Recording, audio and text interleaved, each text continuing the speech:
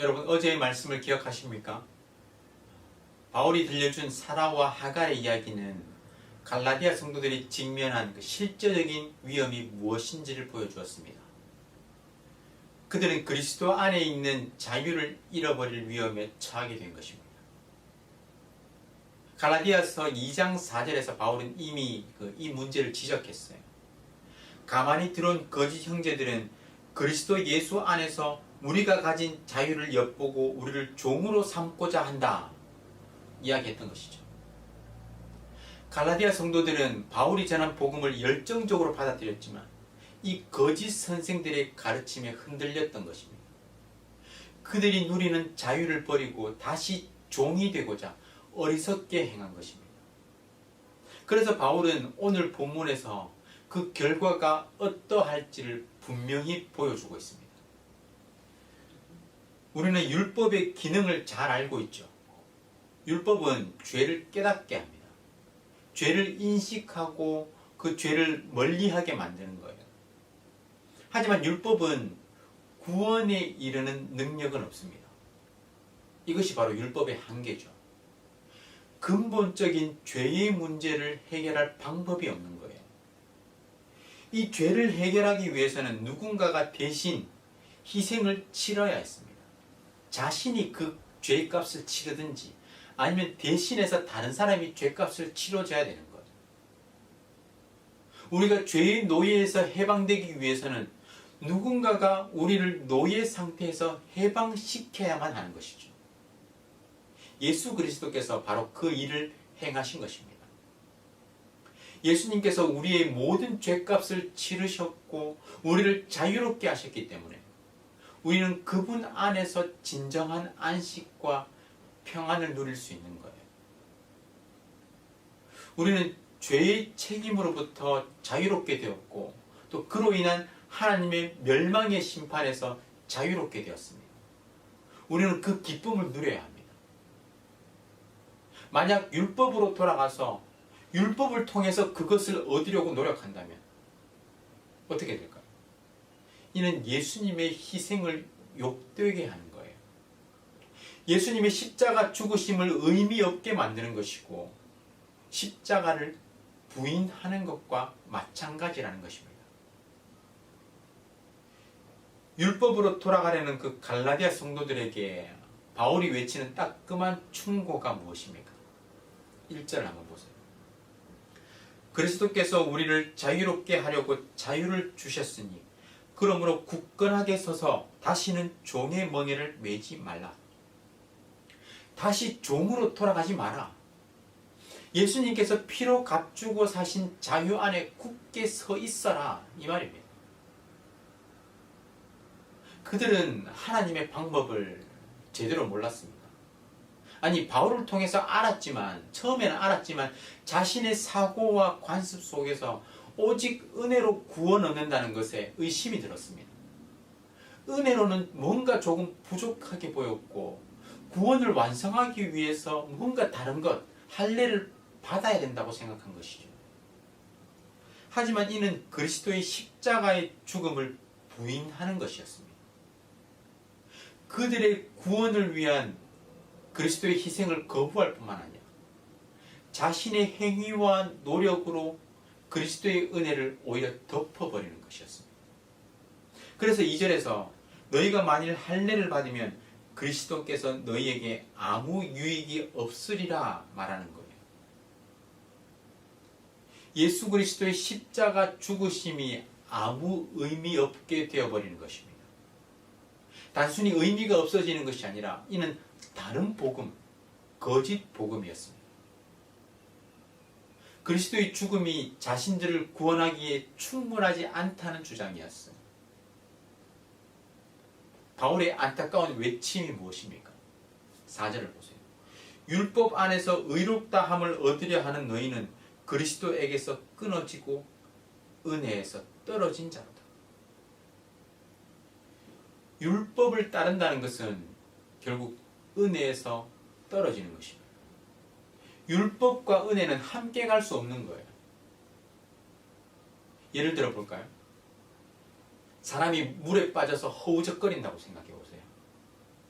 인명구조원이 그 사람을 구하기 위해서 물에 뛰어듭니다. 그런데 물에 빠진 사람은 지푸라기라도 잡으려고 허우적거리고 발버둥 치는 거예요. 결국 인명구조원까지 위험에 빠지게 되는 것이죠. 물에 빠진 사람은 구조원을 전적으로 의지하고 자신을 온전히 맡길 때 목숨을 건지는 것입니다. 하지만 두려움을 떨쳐버리지 못하고 스스로 살아보겠다고 발버둥 치면 살 수 없는 거예요. 우리는 사망의 강에 빠져 허우적거리는 사람입니다. 하지만 우리를 구원하실 수 있는 유일한 존재 예수 그리스도를 만났습니다. 예수 그리스도께 온전히 우리를 맡기면 되는 거예요. 우리의 모든 힘을 빼고 우리가 뭔가 해보려고 스스로 뭔가를 해보겠다고 발버둥 치게 되면요, 결국 우리는 영혼의 생명줄을 놓쳐버리게 되는 것입니다. 그래서 바울은 오직 믿음으로 인한 은혜를 강조하는 거예요. 믿음으로 인해서 구원받는다. 율법, 할례, 이것이 아니라 오직 믿음이다. 이것을 강조하는 것입니다. 그래서 바울은 오직 믿음만이 역사한다 라고 강조하죠. 그런데 그냥 믿음이 아닌 사랑으로서 역사하는 믿음입니다. 13절을 보세요. 형제들아, 너희가 자유를 위하여 부르심을 입었으나 그러나 그 자유로 육체의 기회를 삼지 말고 오직 사랑으로 서로 종노릇하라. 14절도 사랑에 대해서 말씀하죠. 온 율법은 내 이웃 사랑하기를 내 자신같이 하라 하신 한 말씀에서 이루어졌나니. 바울은 성도가 누리는 자유가 육체적인 자유, 내가 마음대로 하고 싶어서 하는 그런 자유가 아니라 사랑을 위한 자유라는 것을 말하고 있습니다. 바울의 강조점은 분명해요. 성령을 따라 살 때 서로 사랑할 수 있다. 성령의 도움 없이는 서로 사랑하는 것이 불가능하다. 결국 성령에 의한 사랑의 삶만이 율법의 진정한 목적을 실현시킬 수 있다는 것입니다. 그래서 바울은 로마서 13장에서 율법의 완성이 뭐라고 그랬습니까? 사랑이 율법의 완성이라고 했어요. 피차 사랑의 빛 외에는 아무에게든지 아무 빛도 지지 말라. 남을 사랑하는 자는 율법을 다 이루었느니라. 사랑이 율법을 완성하는 거예요. 지금까지 바울이 한 이야기를 갈라디아 성도들의 질문과 바울의 답변으로 한번 정리해 볼까요? 훨씬 이해하기 쉬우실 것 같습니다. 갈라디아 교인들이 이렇게 묻습니다. 우리 이방인 신자들은 이 세상에서 어떻게 살아야 합니까? 우리가 하나님의 언약 백성으로 살기 위해서 유대인들처럼 율법과 할례를 지켜야 합니까? 이렇게 물었어요. 바울이 대답이 무엇입니까? 아닙니다. 여러분들은 율법과 할례를 지킬 필요가 없습니다. 여러분들이 유대적 삶의 방식을 따르면 따를수록 여러분들은 모든 율법을 지켜야 하는 의무 아래로 떨어지게 됩니다. 그 노예가 되고 그 저주를 받을 것입니다. 갈라디아 교인들이 다시 질문해요. 그렇다면 우리는 이 세상에서 하나님의 백성으로서 어떻게 살아야 합니까? 바울은 대답합니다. 사랑하십시오. 그러면 여러분들은 진정한 의미에서 율법을 성취하게 될 것입니다. 다 이루게 될 것입니다. 갈라디아 성도들이 다시 질문합니다. 우리가 어떻게 사랑할 수 있습니까? 이 질문에 대한 바울의 대답은 이것입니다. 성령을 따라 사십시오. 여러분이 성령을 따라 살면 여러분은 참으로 율법에서 자유하게 될 것입니다. 사랑하는 성도 여러분, 구원은 오직 예수 그리스도를 믿는 믿음으로 얻는 것입니다.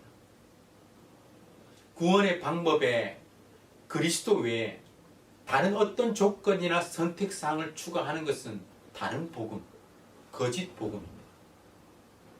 이는 교회에 엄청난 영향을 미치게 돼요. 마치 빵덩어리에 누룩을 넣으면 그 적은 누룩이 온 빵덩어리에 다 퍼지는 것처럼 조금씩 교회를 병들게 하고 결국 믿음의 공동체를 넘어지게 하는 것입니다. 다른 복음으로 인한 갈등과 분열이 온 교회에 영향을 미치게 되는 것이죠. 무너지게 되는 것입니다. 복음의 그 어떤 것도 더해서는 안 됩니다. 그와 동시에 우리의 믿음은 사랑으로 드러나야 합니다. 성령을 쫓아서 사랑으로 살아갈 때 우리는 진정으로 율법을 성취하는 삶을 살아가는 것입니다. 저와 여러분의 삶이 복음의 순수성, 복음의 진리를 위해서 살아갈 수 있기를 주님의 이름으로 축원합니다. 복음을 위해 살아가되 성령 안에서 사랑으로 섬기는 그런 아름다운 삶을 살아가시기를 주님의 이름으로 축원합니다. 우리 구국 기도문으로 함께 읽으며 기도하겠습니다. 우리 마음을 다해서 기도에 동참해 주시기 바랍니다. 다 함께 읽겠습니다. 코로나 사태 속에서도 신실하신 하나님을 더욱 신뢰하게 해 주시옵소서. 이 모든 상황을 믿음으로 버티고 인내하며 회복을 경험케 해 주시옵소서. 코로나 재난으로부터 모든 성도들을 눈동자처럼 지켜 보호해 주시옵소서. 코로나19가 베트남과 대한민국과 세계에서 속히 지나가게 해 주시옵소서.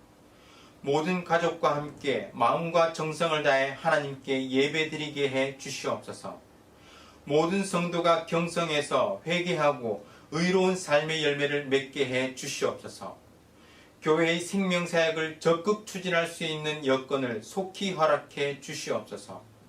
성도들이 처한 모든 환난과 어려움 가운데 피할 길을 허락해 주시옵소서. 성도들의 생업과 삶의 터전을 지켜주시고 결코 좌절하지 않게 해 주시옵소서. 이 땅에 확산되고 있는 코로나를 막아주시고 완전히 종식시켜 주시옵소서. 존귀하신 예수 그리스도의 이름으로 기도드립니다. 아멘. 오늘 말씀을 기억하며 기도하겠습니다. 혹여 우리 가운데 알게 모르게 파고든 그 복음의 진리를 약화시키는 거짓 복음은 없습니까? 우리의 믿음을 흔드는 그런 거짓된 가르침은 없습니까? 진리에 대한 열정을 가지고 바른 복음으로 우리의 믿음을 지킬 수 있도록, 그리고 성령 안에서 사랑으로 역사하는 복음을 위해서 살아갈 수 있도록 기도하시기 바랍니다. 그리고 구국 기도문으로 나라와 민족과 교회의 회복을 위해서 각 개인과 가정의 기도 제목을 가지고 다 함께 간절하게 기도하겠습니다.